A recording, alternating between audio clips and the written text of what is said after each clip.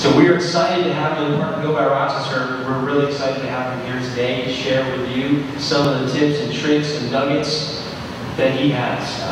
How to get big PR on a little bit of budget. So why don't you help me welcome Michael Hess.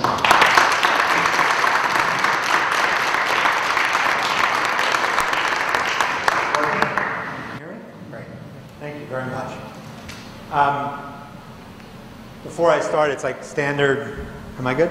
Standard public speaker technique to force everybody to clap for some reason, because that gets everything off to a good start for you. But in this case, it's well deserved. I think it's really important that we thank and recognize David and Ed and Ecotech and Go by Rochester, because what they've done here, not to mention footing the bill for the entire thing, is really special and important, and they've done it at an incredible level in a relatively short amount of time. I keep cutting out here, so I'll either talk loud or my light's flashing. Okay, sorry guys. So they've done it in a relatively short amount of time, and they've done it at, as you can see, an incredible level of near perfection. And when they told me that their company watchword is doing everything with excellence, it really resonated with me, because we have 10 core values in my company, and the number one core value is doing everything with elegance. The two are pretty close, and so I admire any company that does things at this level, and they're doing it for all of us, so I really think they do deserve a round of applause.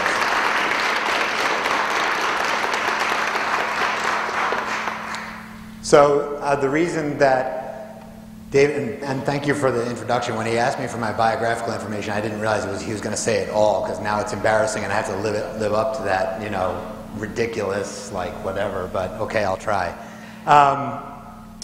They asked me to speak today about PR, because it really is part and parcel of why we're all here, to get our companies better known locally, regionally, and for many of us, hopefully nationally and beyond that. And it happens to be something that we, even though we are a small company like most of, or all of our companies here, that we've done very well over the past 12 years with my current company and my family's business for 25 years before that. We've done a very good job of getting ourselves noticed on a very small budget. And I should say that I'm not a fan of PowerPoint. In fact, I hate it. And I swore that I'd never use it in my life, but ever since I started doing more speaking, I found that I have to learn to live with it. I prefer not to do a lot of bullet points and data and things, but my goal tonight is to actually give you very usable information, and not just, you know, the 30,000-foot view that nobody can do anything with. So this is going to be a more crowded presentation with faster talking than I would normally like to do, but I genuinely want you to leave here with actual information. I mean, down to like websites you should be using, that you can go back to your companies tomorrow and literally start working on a PR plan and process. And I guarantee you, or I will give you your money back for this speech, that if you do this and you execute it even marginally well, I guarantee you will get more exposure, and more exposure, inevitably, hopefully positive exposure, leads to more business. So I should ask really quickly, how many of you have any kind of formal PR process in place for your companies? Okay, you do it in-house or with an outside firm, or in-house? Okay, so most of you don't. That's good and bad. Good because hopefully I can help you with some stuff. I'm starting out with a dramatic example from our own experience to show you the power of PR, even on a do-it-yourself level. And this is what I call one big hit. The word hit is PR terminology for getting picked up, getting coverage in a news outlet. And this was our biggest hit ever, out of many. A few years ago, we had a product that was kind of a unique spin on a gadget bag. It happened to be called Podzilla. And we had a very good contact at Gannett, which owns, of course, 100 or I don't even know, 170 newspapers, including our own Democrat and Chronicle, and the mothership, USA Today, found under the finest hotel room doors around the world. And we had a relationship with a stringer, a freelance writer who submits stories to The Wire for Gannett, and the newspapers may or may not pick it up if they have space or have a topic they want to cover. And so we sent her the news about Podzilla. Really sorry this keeps cutting out. we center the news about Podzilla. Okay, give me a second because I want to get this to work because it's really annoying for all of you to listen to it come and go. How's that? And we sent her a sample, and she put it out over the wire, and it got picked up by a few local papers. And one morning, I think I was traveling, I woke up and I went online to see how our web sales were doing, our web traffic that day, you'll remember, and it was going haywire. Like if there was a bell on our website, it just would have been ringing and ringing and ringing.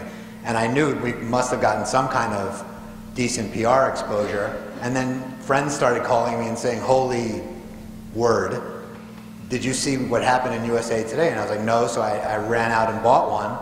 And I did not enlarge our product for dramatic effect. I did fade the background so you could see which one was our product, but our product was a third or a half of the page of the full cover section of USA Today. And as a result of that, our website visits for that month, and this is several years ago, were up 1,500%. In case you didn't hear that, 1,500%. We were averaging somewhere around 12 to 15,000 visits a month in those days, and we had 250,000 visits to our website that month, just from that. The product sold out in 2 days, right, Nancy? We'll refresh my memory. It sold out in 2 days, and it was significant units for us. It still would be today. We've never had a product sell out in 2 days before that, or since.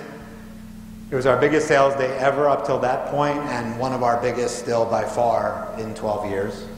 And the entire cost of this fantastic experience was $17.50, which was the cost, our manufactured cost of the bag, the sample that we sent to the reporter.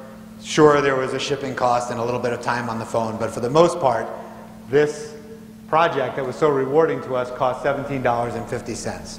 So this is a very dramatic example of what I'm here to talk about. And every day more of this kind of stuff happens, just not at that level. And this is just a very small sampling of the PR that we've gotten over the years. The top row is magazine coverage, and then you've got newspapers, websites, and even network television, CBS, NBC, CNN. If you can think of a news outlet, we've been covered, and all we do is make bags. We're not even doing anything important in the world other than making bags. And we have stacks and shelves of clippings like this in our office, and I'm not saying that to brag. I'm saying that only because we do it ourselves, and every one of you can do the same thing. There's really not a lot of magic to it, and I'm hoping that what I show you tonight will be a very real-world way that you can do it yourselves. So that all ties into what I'm here to talk about, which is getting big PR for a little budget, or next to nothing, however much or little you want to spend. And the first step in that, and some of this will be academic to a lot of you, some of you have been in business a long time, probably some of you longer than I have, but it's important to sort of recover some of this ground because it sets your mind in the right place for doing effective public relations. And the first thing to know is the difference between advertising and PR, which at its surface level is obvious to everybody, but it's not always obvious in the way that people present PR.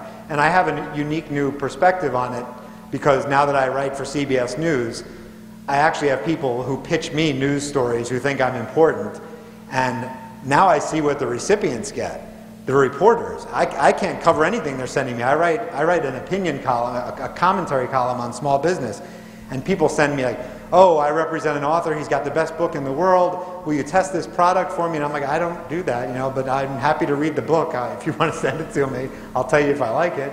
But so now I see the other side of the coin. And you would be amazed how many people confuse advertising with PR when they go to pitch a story to a media outlet.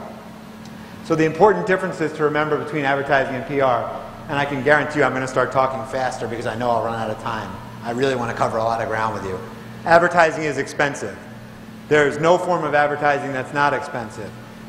An advertising person will tell you it's not about how much it costs, it's the return on investment. That's what everybody tells you when they sell you something. But most of us in this room sign checks every week, right? So to me, expensive is how big of a check I'm signing every week. I can't always look at the return on investment if it's not immediate.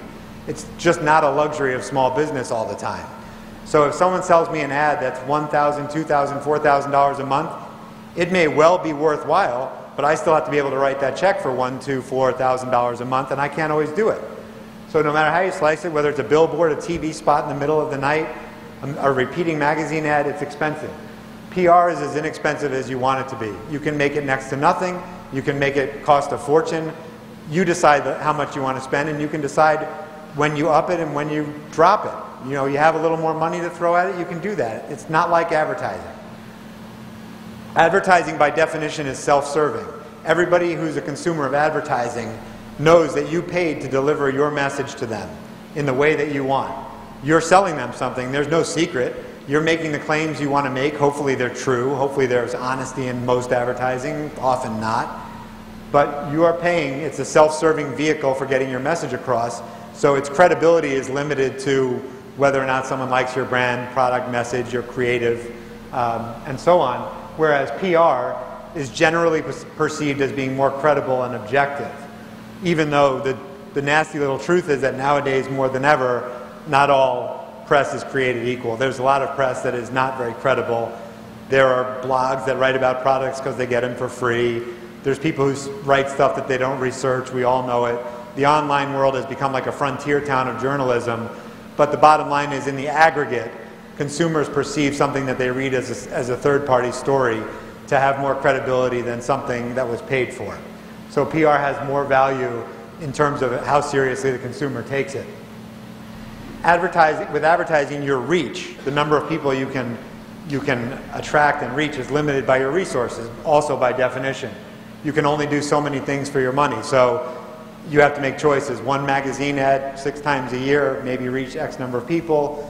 One TV commercial that you run once in a while. You can't do it all. You can only reach so many people. Public relations, press, the potential reach is unlimited. You get something like what we got with USA Today. It gets picked up by more newspapers. There is no theoretical limit to the number of people you can reach locally, regionally, internationally. It's limited by your skill, execution, and some part good luck, and the quality of the message that you're conveying. But it doesn't cost you any extra to reach more people. Advertising is frequency dependent. In real estate, they say location, location, location. In advertising, it's frequency, frequency, frequency.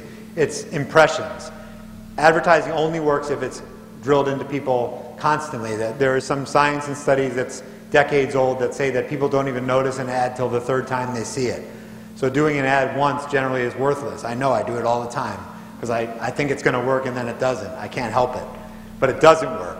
The reason, if I say the word huge, we all know what company that is. There's only one reason, because of frequency. That ad is on TV every 5 minutes on every channel, and we all probably don't like it, but a lot of people buy cars there, and that's all because of advertising frequency and very deep pockets to do it. With PR, one hit is all you need, like the one we got. It doesn't take much. It doesn't take frequency. By definition, there is no frequency in PR. It's a one-time deal. With advertising, there's nothing to talk about. And when I say nothing to talk about, I mean beyond the square that message is in, whether it's a print ad, a TV commercial, a web advertisement, a brochure or circular.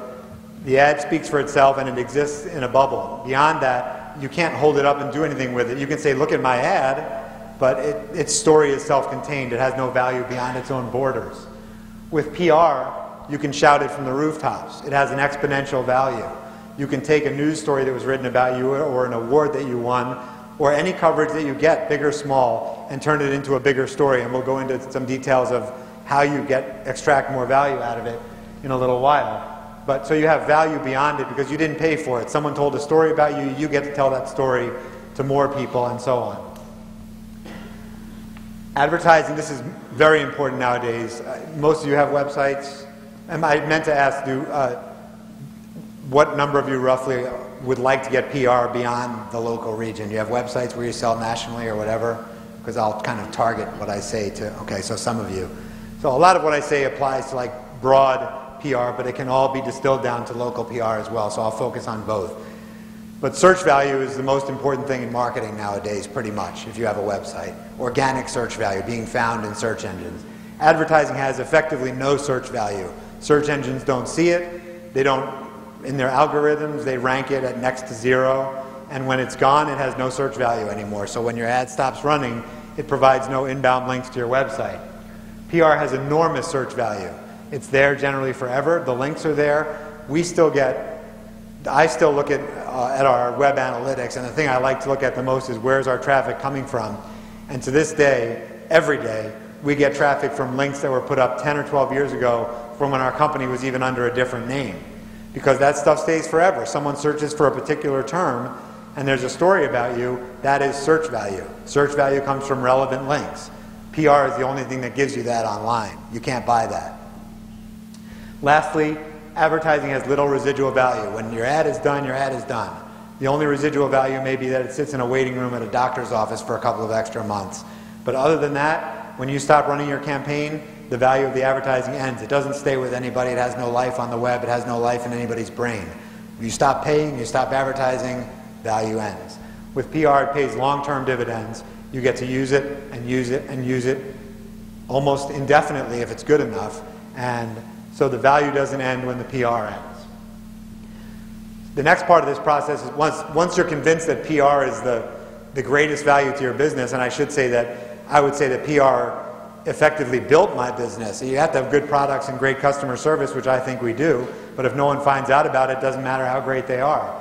And I can say with certainty that I wouldn't have a business if it weren't for the PR that we got in the first few years that got us from zero to something. And to this day, it's still the most important marketing tool that we have. We don't have the money to do huge advertising, so we depend on PR to grow our business. Once you've agreed that that's important, you then have the decision whether to do it yourself or hire a PR firm. And this is where, luckily, there's no PR firms here that I know of. This is where I usually tick people off because it sounds like I'm dissing PR firms. I'm not. They have a very valid place in the world. They're very good at what they do, but they tend to have value in certain scenarios. Typically for bigger companies with deep pockets, very often there's nobody you want in a crisis more than a qualified PR firm. And also in companies where there's not, I'll call it a corporate personality. In entrepreneurial ventures, all of our businesses have a personality, usually tied to the owner or inventor or the team who runs the company.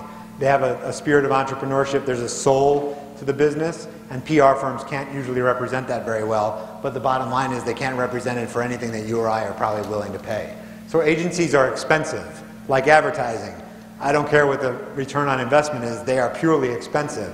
I've never seen, and I have used agencies, by the way, for brief periods of time, but I've learned these lessons from that.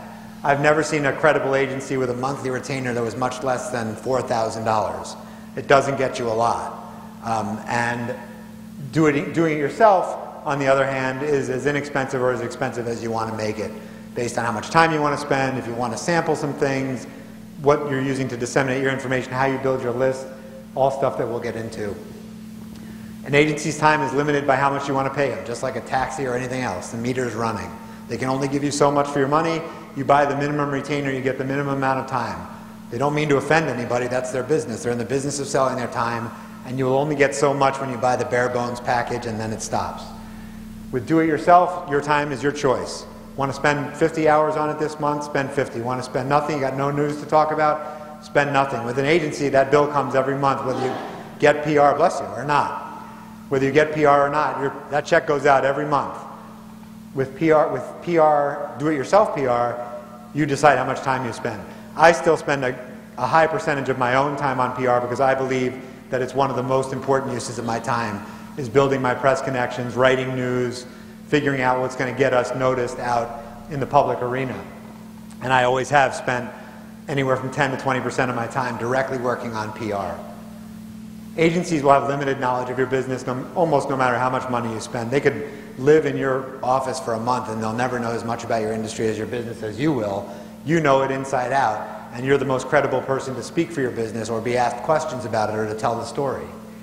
Agencies, above all, cannot replace your passion. I'm going to venture to guess that everyone in this room wakes up thinking about their business, goes to sleep having dreams or nightmares about it, showers with it, eats with it, and you can't pay an agency enough money. There's nobody who can pay an agency enough money to replace passion. And that's a big part of PR nowadays, and more media outlets want to see that. A big thing is that almost always PR firms own the media contacts. So your connection to these media outlets lasts as long as your relationship with the firm. It's like renting versus owning. So you hire a firm, and then after a year you say, I didn't get any value out of this, or I want to move on to another firm. That link with those media contacts is broken. They own the Rolodex. And that's a big deal.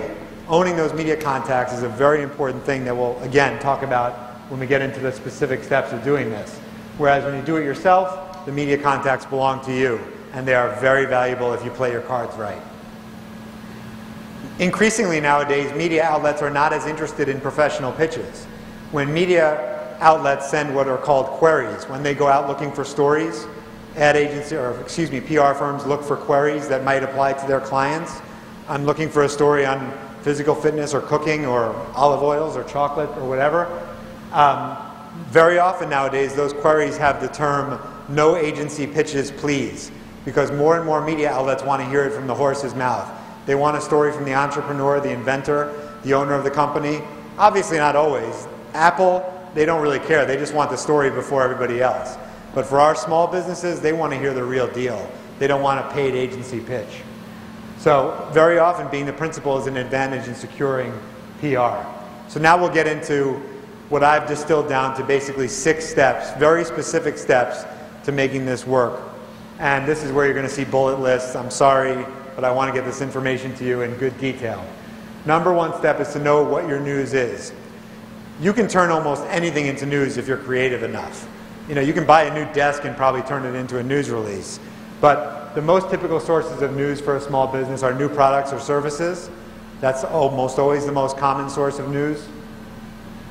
Major business developments, new facility, new equipment, new product lines or acquisitions, and most importantly, new employment, especially in this day and age. If you've got a new employment story or a growth story, you have an almost guaranteed shot of getting it run locally, that's for sure. So that's a really important one. New people, you all know once a week the DNC and the RBJ run the little blocks of people who have gotten hired or promoted. That's not major PR. I mean, it's a layup. I mean, you're going to get it. If you send it in, it'll get run. But it's worth doing for 2 reasons, 3 reasons. 1, it's easy. 2, it's good recognition for your employees, and they deserve it. And 3, it keeps your name out in front of the public. And you just never know when the right person's reading something at the right time and says, oh, I didn't know there was a company that did that in Rochester. I'm going to give them a call. It's happened to us many times over the years. It's just serendipitous. Someone read the right thing at the right time. So people news is always good. Charitable activities. You know, charity is important. It's important to do it for the right reasons, but there's nothing wrong with getting noticed as a company for your charitable work. As long as you're doing it for the right reasons, there's a saying, you can do well by doing good. So if you do good things, it is fair to expect some recognition as a business for doing it. As long as you treat it right. Don't do charity purely for self-serving reasons. Send out your charitable news. If you're running an event, if you're giving a portion of proceeds to something, it's also good because you want people to participate in your charitable activities. It's a credible way to get positive exposure for a business doing good things. Events, if you're sponsoring a race, an open house of some kind, whatever it may be, you want to get public awareness, you want to get people to attend. Events make it for good news. Nowadays, expertise is a big one, and here's where I'm going to start to get into some resources. And by the way, we're going to make this available, so you'll be able, at some point you'll get an email from the guys at Go by Rochester, so don't feel the need to write everything down. This will be available, all these resources as a download, I think. They'll, I'm sure, give you a follow-up email and tell you where you can download all of these so you don't feel like you have to thumb type it all right now or take pictures. Expertise is important. There are so many media outlets nowadays. You know, journalism is now an indefinable thing. It starts at the blog level and works its way up to CNN and the Huffington Post and whatever, you know, people like to call journalism nowadays. And there's so much capacity, we all see the same stories again and again for a week until something new comes up. There's more capacity than there is news. So now everyone's looking for a story, someone to interview, a new product, a new idea. So they seek expertise, people to speak on subjects.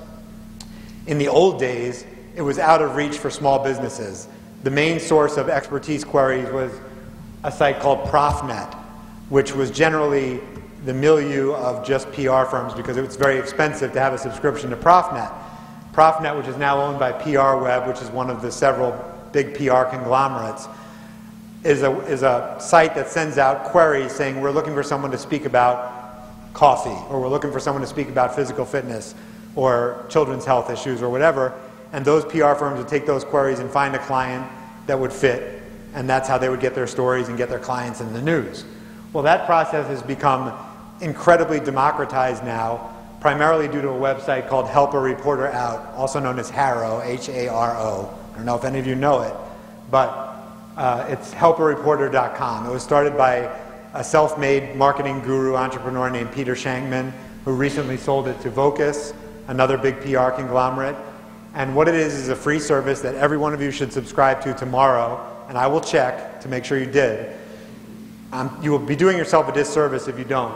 And you, at whatever frequency you ask for, you will get queries emailed to you on subjects that you want to see. And these can drill down to ridiculous levels of minutia. Like it can say, looking for an expert of, the impact of pollution on bicycle tires. I mean, I'm making that up, but I'm not so far off. There's some very niche-y stuff in there, but there's also big stories. And it's important to know that being an expert doesn't mean you have to talk about your company. You're branding yourself and you're getting your name out there. So I've gotten a lot of coverage just responding to HARO requests. I see something and someone wants a customer service commentary. I just did a radio show yesterday. They wanted somebody to comment on customer service in the travel industry. And I'm only loosely related to the travel industry because I make bags, but I like to think an expert on customer service, and I travel a hell of a lot. So while I didn't talk about bags in this story, the name Scuba Design is now going to be all over this story and the website. So being an expert in customer service and travel gets my company exposure. So you can find a lot of opportunities using this now democratized free system of having people come to you looking for your commentary. And I guarantee you that more than once a year you will get some coverage if you respond to HARO requests. This last one I almost didn't include because it's a no-no. Using press for promotion, in other words, trying to turn advertising or self-serving messages into news, it can be done, but it's an advanced maneuver and I wouldn't recommend it to anybody. We'll talk about ways that you can toe that line a little bit, but generally speaking, if anything you say is self-serving, it by definition is not news. If you wouldn't read it in the newspaper, you shouldn't be sending it out as a news release. You shouldn't be making claims. You shouldn't be talking about we're having a sale. The types of things that belong in advertising don't belong in news, with some exceptions. So now we get into step 2. Once you've determined what your news is, step 2 is knowing how to communicate it. And this is where most of the small companies and entrepreneurs that I've advised over the years fall on their faces.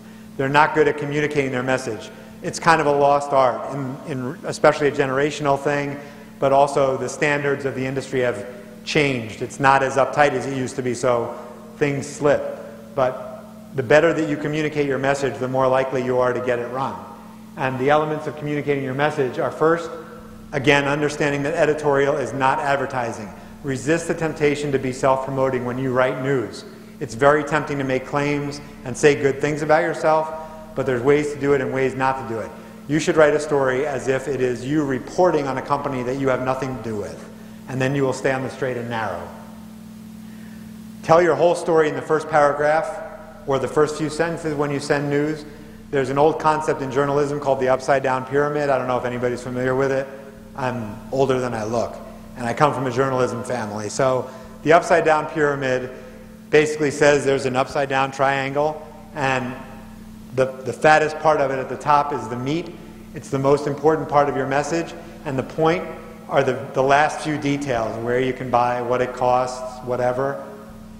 You want to assume that an editor is reading your story and is very likely to take either a red pen or whatever the digital equivalent is of a red pen and draw a line at some point, and that's how much of your story is going to get run. Rarely will the whole story get run. If it does, you do a really good job writing press releases. So knowing that, if you only have 3 sentences to say what your story is, you've got to get them up front. So if your story is Acme introduces a new widget that is lighter than other widgets on the market or whatever, you better say that up front because you may not get the rest of this stuff printed. So get your message out early and fast in your news release. Many people do it the other way around, and the important parts of their story don't get told. They get to the really cool stuff towards the end of the story, and it gets cut. Now, when you want to get promotional and make claims, there's two ways to do it. One is to very clearly say a phrase to the tune of "the company says," or according to a company representative, or words to that effect. And that's when you can make a claim. Again, pretend you're a reporter and you interviewed the owner of the company. You are reporting something that somebody else said. You're not making a reportage claim that anything that they're saying is true. You're saying, you know, Bob Smith, president of this company, says that their widget is the fastest one, you know, invented to date. That's where you can make a claim. The other way to do it, the one I like to do, is put it in quotes, like you're interviewing yourself, even if you're a one-person company. CEO Michael Hess, and I write this about myself because I write our own press releases. The CEO of Scuba Design, Michael Hess, says, "We are so excited to be introducing this bag because it's the lightest one on the market." I can say whatever I want. The reporter can't. So if I want to get my claims out, they may still get edited out, but the best shot of getting a self-serving claim into a news release is to quote yourself or someone in the company, or at the very least, make it clear that it's a company statement and it's not part of the news story. Neatness and quality count. Neatness and quality and grammar and spelling have gone out the bleeping window. I'm a freak when it comes to grammar and the quality of presentations, written, oral, or whatever they may be. I speak at MCC and other colleges a lot about the job search process, and it saddens me to see how many good kids don't get jobs because they don't present themselves well. It's the same thing with press. Good companies don't get press because they don't present themselves well. They don't write well, their press releases are sloppy, they send out quickly rushed out emails that have multiple typefaces in them, they don't tell the story smoothly. If you want to get someone to pay attention to you, just like the way you package your products or design your logo or put on an event like this, if you want people to take you seriously, then make yourself look serious. Do something with quality. Get everybody to wear an orange shirt, my favorite color. Look like you're professional when you do stuff. When you're emailing news, be careful with attachments. It's just a technical thing. A lot of them won't make it through because they are blocked. Some reporters won't open them for all the reasons that we don't open attachments. If you do send them, don't send anything more than a JPEG or a PDF, maybe a Word doc. I shouldn't have to tell you, don't send executable files, applications, movies, video, audio, any of that stuff. You're going to ruin your chances of getting picked up or even noticed. You're better off putting links in your news to an online press room if you have one on your site, or at a minimum a download area, FTP site, a place where they can go to get photographs of your product, or at the very least, if you don't have that technology set up, an email address where they can get an instant response to get the materials they want. But attachments will risk reducing the audience that receives your news. Now, local stories, what most of you are here for, make local stories very obvious. As we all know, I would venture to guess, I know me, I've been in family business in this city for my entire adult life. My family's been in business in Rochester for 30 plus years, and I always like to think I know every company in Rochester because it's a small town. I discovered companies I never knew were in town. It's the reason Go By Rochester is here. I bet you every one of us discovered at least one company we didn't know was in town and probably has something really delicious on their table. And if you want, and the reporters don't know every company in town either. Every year I find out some cool company that's in town that I never knew was here, maybe even famous brand names that are based here. So don't assume that because you write the name of your company at the top of a press release that even a local reporter knows who you are. Get the word local or the word Rochester or whatever area of the region you're from right there in the subject line or somewhere at the top of the page. Local company adds 10 jobs. We'll always get your story run. Rochester company introduces groundbreaking, well, you can't say groundbreaking, it won't get run. Rochester company introduces new product. Rochester company awarded 10 patents. Get Rochester local, Monroe County, area company, put it right there, because as that reporter is shuffling through the 10 to 100 emails or press releases he or she gets every day, the one that says Rochester and jobs in the title is the one that's going to stop on the desk or the screen. So don't shortchange yourself by assuming that they know who your company is. Get the word local first, front and center in your news release. And for gosh sakes, please do not use exclamation point. When you go back to your office, pull that key off your keyboard, because exclamation points have no place in business correspondence, and especially in press releases. And if you think that nobody uses them in press releases, start writing an article for CBS every week, because people put exclamation points in press releases just like they put them in cover letters for jobs. They have no place in business correspondence, and they certainly, maybe an ad once in a while. Once in a while. More than one in a row, you got problems, and you need to have your computer repaired. So I had to put that there because it's my biggest pet peeve. No exclamation points when you send information out to the media. Step 3 is to build a good media list. Obviously, you want to reach out to the right people depending on, if you want to stay local, it's a pretty easy process. If you want to go national, I'll show you the tools that you can use. If you're just starting out in this process and you want to spend next to nothing, if you're a one-person shop, if you're a startup company or you're about to be, you're an entrepreneur working on a shoestring, as most of us have, go shopping. It's what I did when I started by myself. I went to Wegmans and Barnes & Noble, and I bought every magazine that I could conceivably visualize my product being covered in. Technology, travel magazines, men's interest magazines. I didn't buy cooking magazines. I was pretty sure they wouldn't run it. I bought them all. I think maybe it cost me, $60, $100, I don't know. And I took them home, and I started an Excel spreadsheet. And you all know how to build one so that it can be used as a database, name, city, state, address. And I went to the masthead, somewhere in the first pages of the magazine, and tried to find the most targeted editor for that section. Sometimes it'll say new products editor or local editor or whatever the case may be.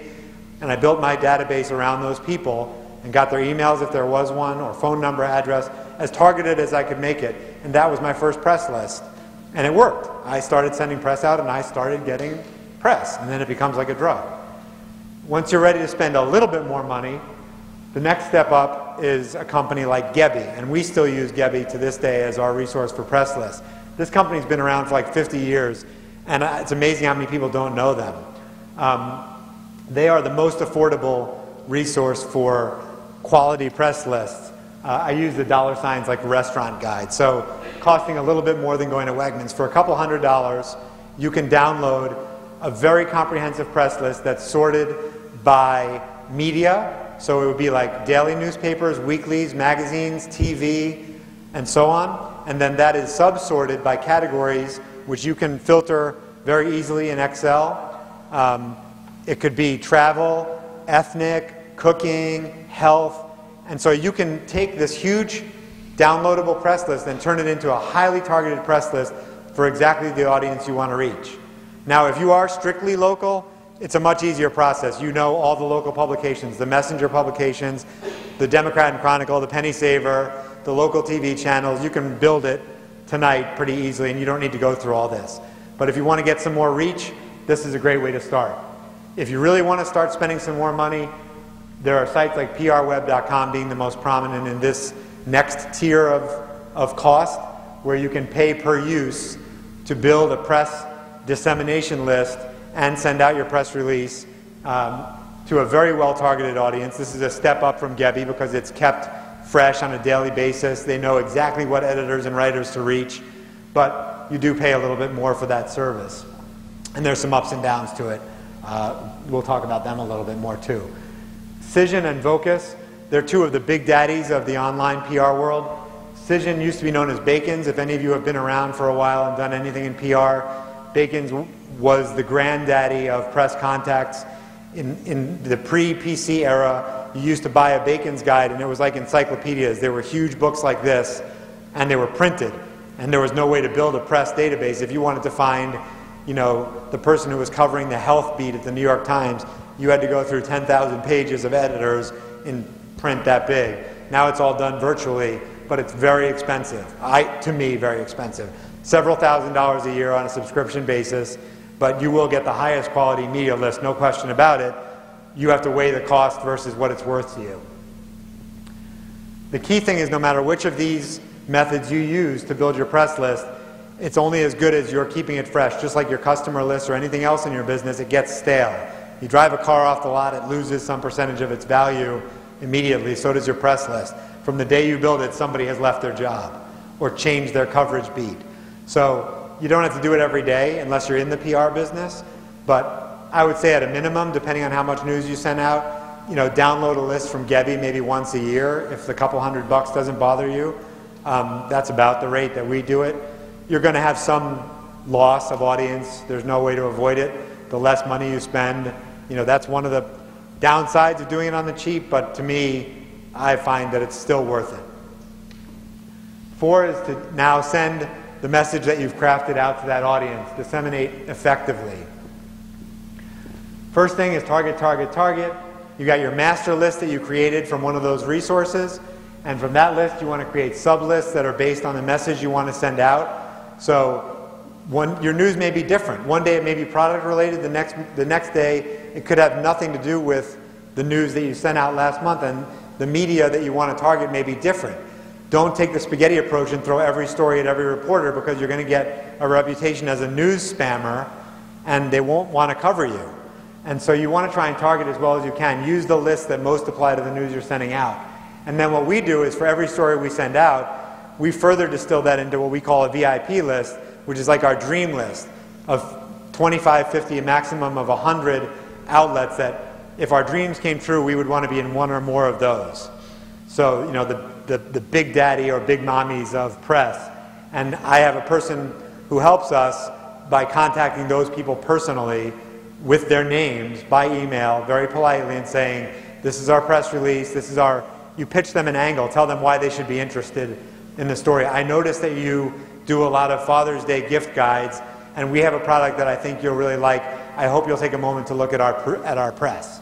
And we'll very highly target those VIP media contacts.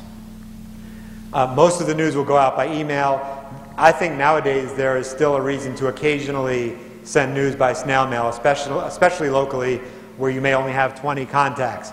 There's so much email now that getting something in the mail, if it's well presented, sometimes has a better chance of getting noticed, because we get so little postal mail nowadays. So if you're a local company and you put together a nice piece to accompany your news, it might be worth your while to buy a few stamps or put it through your postage meter and send it to these local press contacts. Then you decide if you're emailing, or are you going to mail it yourself, or are you going to use a mail dissemination service. If your list is big, chances are you don't want to do it yourself, because most of your internet service providers won't let you send bulk email, because they will get blocked. Their IP addresses will get blocked as being sources of spam. So if you have 100, 200, or in our case, I think 6,000 media contacts, we don't usually mail to all of them at once, but if it's in the hundreds, your mail will probably get blocked. So you probably want to use a service like Vertical Response or Constant Contact. You may have heard of one or the other. These either work on a subscription basis with a relatively low monthly fee for unlimited mailing, or a pay per mail, per recipient model. In the case of Vertical Response, roughly a penny per recipient. So if you send to a couple hundred people, it's very, very inexpensive. You upload your message. You can do it as plain text. You can do it as HTML. You can make it as fancy as you want. You upload your lists. You tell them which lists you want to mail to. They do the whole merge and purge so it doesn't get duplicated. Your mail goes out, and then you can track it later. You have a little more money to spend. PR Web will disseminate your mail. They'll format it for you. They'll attach the images. It's very likely to go through to a very quality, high targeted list of prospects, but again, it will cost you more money. And at the top level, again, Cision and Vocus, turnkey PR operations, but you're going to pay thousands of dollars a year to use them. Once you've sent it out, know how to follow up. The biggest pet peeve of every reporter I know is the email that says, I'm writing to see if you got my email. And probably all of you get hit up by someone selling something of one kind or another who sends you an email saying, wondering if you got my email. The answer is yes, I got your email. Or maybe I didn't. But either way, don't write to me asking if I got your email. There is no greater way to turn a reporter off of you as a storyteller in a company than to do that. So you need to, if you hound them, you're going to lose them. It's guaranteed. You will just tick them off. So you need to understand how to handle media relations. You need to understand that media people tend to have egos and pet peeves, whether they're deserved or not. Many of them are legends in their own mind. A lot of them think that they're way more important than they are. Some of them are very important, but most of them do have egos because of what they do for a living. And you have to recognize that unless you're the late great Steve Jobs or someone of his ilk, they are always more important to you or valuable to you than you are to them. Sorry, that's just the reality. You need them more than they need you, so you have to cater to their often overblown egos and their pet peeves, just like you have to do a good sales job to sell something to a customer and build a relationship. It's the same thing. You know, don't push them. Don't act like they have to run your news, because most of the time they don't. When they become responsive, which may be a day or a week or a year later, you become instantly responsive. Even though you may be annoyed that you followed up twice on a very respectful basis, 2 months apart, and they never answered you, which is the case more often than not, if they decide to get back to you 6 months later, don't be annoyed that they took 6 months. Jump on that. Drop everything you're doing, and if they ask for pictures or a phone interview or whatever, it just became the most important thing, if it's a decent media outlet, that you have to do that day. So no matter how much that person annoyed you, you be instantly responsive. If they do the hurry up and wait thing, doesn't matter. You want to be responsive even if they aren't. If you're the kind of business where samples are appropriate, if you're selling cars, they're usually not, although I do review cars on CBS. If you're the kind of business that has the kind of products that are conducive to sampling, in my case, for a significant enough media outlet, we don't mind sending products out. In fact, it's a big part of our media investment. Don't be stingy with samples. A lot of people are very protective of their inventory. My bags are not inexpensive, and if I send out 10 samples, a lot of people just want free stuff. That's the nature of the business. Bloggers want free stuff. But a lot of people won't write about something if they don't review it themselves. So don't be stingy with samples. If you have one available and it's a decent media outlet, be generous with it and don't expect to get it back. 9 out of 10 times it may get you nowhere, but the one time it does may be worth your entire year's investment in samples. If I spend a few $1,000s a year sending out free goods and I get one of those USA Today articles, I'm pretty sure whatever I spent sending out some freebies was worth it. Make the writer-editor's job easy, which covers everything we've covered up until now. Write respectfully, write properly. Don't make them work for it. Don't make them re-edit what you wrote because you wrote it poorly. Tell them the story quickly. Don't waste their time. The easier you make their job, the more you become a trusted and not an annoying contact.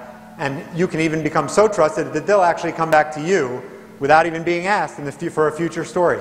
It happens to me all the time. I got a call 3 days ago from a guy who interviewed me for a travel story for CNBC a year ago, and I didn't even remember the guy's name.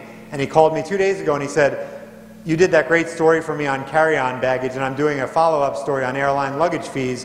Could you give me some time?" He's asking me to give him some time to get a story on CNBC with my name in it. That's because I didn't annoy the guy. I replied to his phone call immediately. I was polite. I catered to his ego. He liked me. And all of a sudden I wind up in his Rolodex as a go-to guy for travel stories. Last is a two-part finish to this, which is track it. And the tools you use, you want to know where your press gets run, obviously. You don't want to just send it out into the ether. And some tools for doing that. The free ones include Google Alerts. Do all of you use Google Alerts? If you don't, when you go sign up for HARO, you should also be using Google Alerts. It's the best free tool for tracking your company online. Basically, you put in keywords that matter to you. Could be the name of your company, your competitors, the business you're in, the word coffee for a couple of you, whatever. Try to be pretty specific or you're going to get too much information. And then once a day or once a week or whenever it happens, whatever you choose, you'll get an email from Google saying that something with your keyword showed up online. And I would say that we capture probably 80 to 90% of our press using Google Alerts alone. Every day I get a Google alert and I find something out where someone mentioned one of our brand names or my company's name or something that we're involved in, or I find out something about a competitor that I might not have otherwise found out. It's the best free tool for tracking your company's news online. And by the way, even if your company's news is in a magazine or on TV, we all know sooner or later it will end up online, almost always. So Google will capture that. Social media, more important than ever. Getting that viral effect on Facebook, Twitter, Pinterest, all of the tools that are available out there, Google+, which is pretty much becoming a complete failure, I think, but all of those tools that people use to spread the word. You want to know where people are talking about you. The best free tools for that are socialmention.com, Addictomatic.com, and WildfireApp.com are there are many more, but those are the three most prominent, and they track your social presence. If people are hating you, if people are liking you, what's your social image out there online? There are paid services for doing that too. The first one I mentioned, Alterian, the only reason I mention it specifically is because it happens to be a locally founded company by, I think, a mutual friend of ours who started the company, grew it to be very successful, and sold it to a European company a couple of years ago. But he built an amazing platform for tracking social media. It's also expensive, but it's amazing. So if you feel like spending money tracking social media, I'm only going to recommend that one because it's a guy we know who built a tremendous company. But on the less expensive side are PRWeb and Vocus, which will also, still not cheap, but will also track for a cost your social presence. Your customers, especially locally, are one of the best sources of finding out what your press is, what your image is. The old-fashioned question, where'd you hear about us? You have opportunities to ask that question, whether it's on paper in a response card or someone comes to your cash register if you're a retail business and they say, oh, I heard you have a new product, a new flavor, a new service. And you say, oh, where did you hear that? Well, I read about it in such and such, or I saw it on some Facebook fan page or whatever it may be. That's good to know, because then you should be going to that site and either commenting on it or spreading that news around and making more of it. Which comes to the last point, which is milk it. And this is where PR has exponential value beyond its own existence. I know I'm running a little long, but I'm almost done. I really want to get you all this stuff.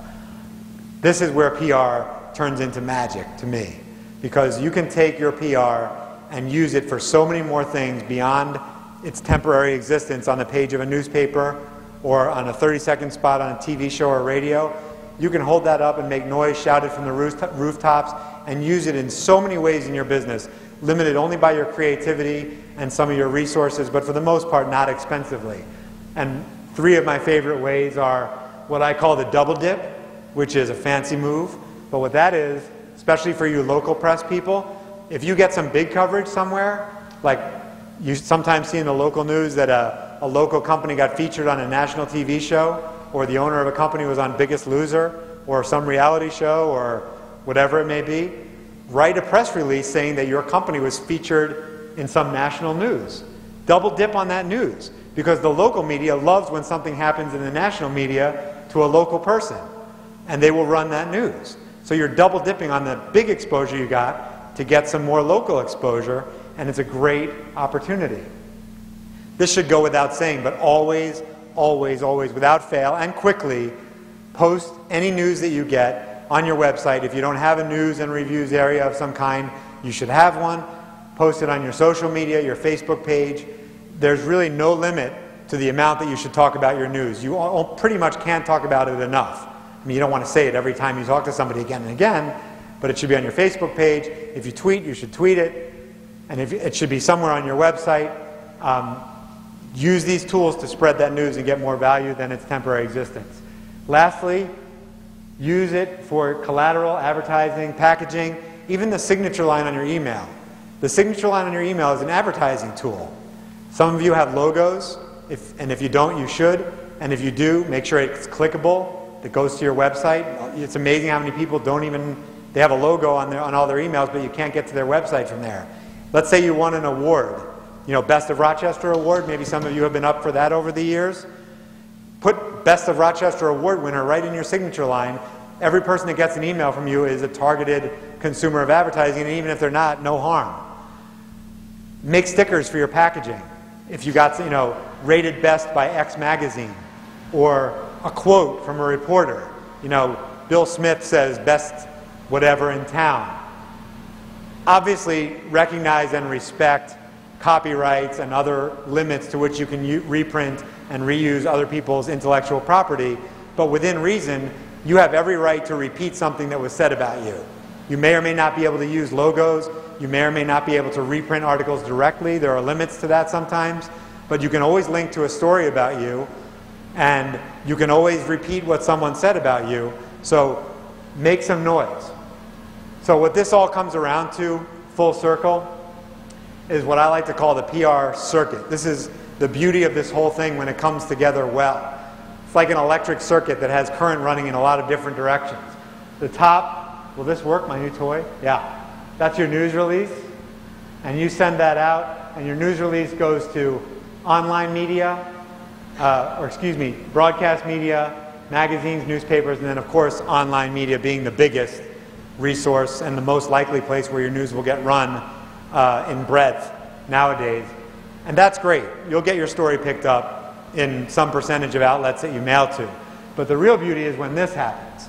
All of those media outlets feed off each other. Everything winds up online sooner or later, and once it's online, as you know, it's forever, good or bad. But it's forever. So, you know, there's, like I said, so much capacity nowadays. Everyone's looking for a good story. If you have a good story and it gets picked up by a newspaper, a blog is going to pick up that newspaper story. A magazine may pick up something that they saw on a TV talk show.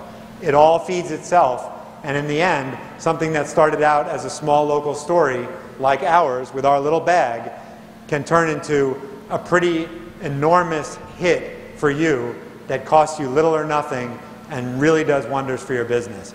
So, I'm sorry I went a little long. I really hope there were some tools there that you can go back and use tomorrow, and I hope that starting 30 days from now, I start seeing some news about every company that I met today.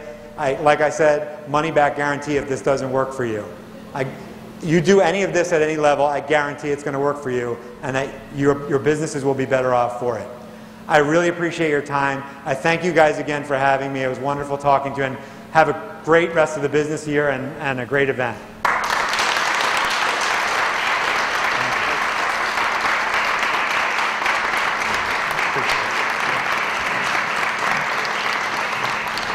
Yeah, it's a tremendous, challenging, exciting thing. Michael has shared a lot of information with you, and I won't bore you, but to share a personal story. December 21st, 6 a.m. I happen to be up early. I have my laptop on channel 13. I'm watching the morning news. I'm 3/4 asleep. Suddenly, Evan Dawson starts talking about shopping local. What are you doing to find Christmas presents from local businesses? Bingo, I'm awake. Let's see what Evan has to say. He's excited by the concept. Moments later, his email address is flashing across the bottom of the screen, and he's extending an invitation. Share with me what you're doing to find gifts from local businesses for this holiday season. I'm not shopping, but boy am I interested in this topic. I sent him an email. What the heck? The next morning, I get an email back. Can I call you after this morning's production? Of course. I sat waiting for the phone to ring. Evan calls. We strike up a conversation. I'm thinking he's going to make some type of reference. 5 minutes into the conversation, he goes, I think I want to do a remote shoot tomorrow morning. Are you available?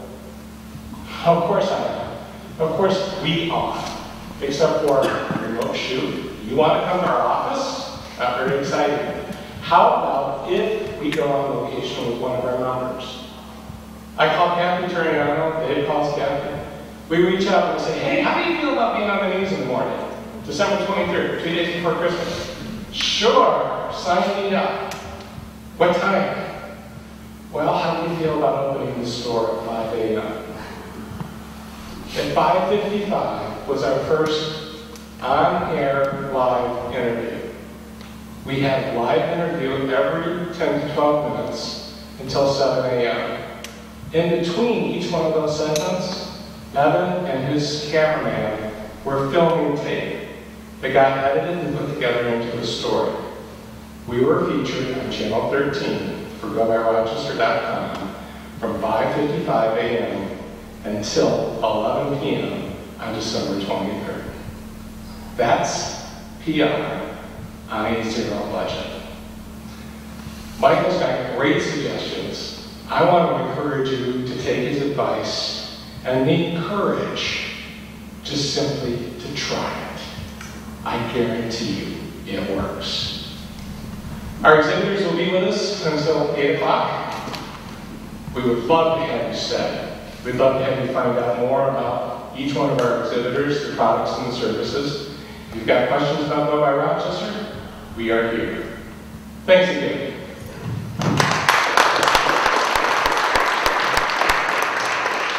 I do thank you too for coming as well. I want to open it up for questions. If anybody's got questions for Michael, I also want to remind that, like Michael suggested, this presentation is going to be online, as well as the 2 breakout session information is going to be online as well. We're going to send out a survey to all of you who registered your email address with us. So you'll get that email, and it'll come. I can take a short survey. It'll be short. Trust me. With a link to the information on where to get all this information that's online. Okay? So, anyone have any questions for Michael you want to ask? Yes? This is something I didn't catch. You said that we all should sign up for something that's not like Haro? Yeah, help a reporter out. You'll get this, I can go back with my hand remote control. Maybe if I turn it on, that helps. It's called Help a Reporter Out. It's helpareporter.com. Okay. But you just shortened it to whatever, Haro. There it is. Helpareporter.com. And then you say what emails you want to get by category and how often you want to get them. And I get them twice a day, and then they're broken by category. And all I do is I skim the business stories, the travel stories, and the general interest. I don't look at the other stuff. So I find the ones where I might have a chance of getting covered. And then there's a link to email the reporter directly, which is the cool part. So you just click on the link and say, I saw your post on Haro. I think I would be a good fit for your story, and here's why. Be brief. And a decent percentage of the time, you'll get a call back. Yep. Just wondering, when you got the big gadget photo from USA, was that as a result of sending a JPEG? Or was that cross? We actually sent the bag to the stringer who... So they didn't. No, we took, and then she asked us to send a high-res photo. We almost always provide them. Very few people take their own pictures. And just one comment to echo Ed's experience. When Holly from Channel 13 called me a few years ago, I used your advice, responded right away, and then I spent the whole morning out in Braddock Bay with our Birds of Prey and our Bird Festival. And yeah, quick response. Yep. There's another one. Yes, sir. FreePressRelease.com, you have any email? FreePressRelease.com, I haven't used them. I guess I grew up in a family of cynics, so when I hear the word free, I generally think you get what you pay for. But free has its place. Some of the resources I showed you are free, and to me, they're good enough for what you need. So I don't know that particular company, but I would always say that anything that's free, you should set your expectations accordingly. If you spend a little bit of money, you have a right to expect a little more. Spend a lot of money, you should have very high expectations. Anybody else? Yes? I'm on the Haro list, and just sort of in the spirit of Go by Rochester, I skim them, and if I see anybody else in Rochester who could apply to that, I send it to them. So I'll send that and say, here's an opportunity for you. Yep. And they just blast it around. I forward them all the time. Yeah. It's another, what these guys are doing is community building. It's great if we all have business friends, and I forward Haro requests all the time. I just cut it out of the email so they understand what I'm sending them.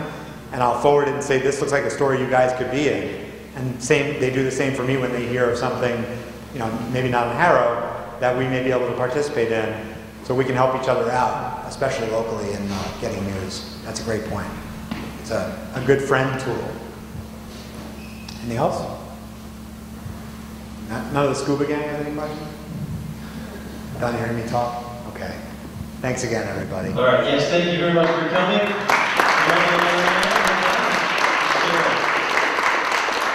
So exhibitors should be going back to their booths probably.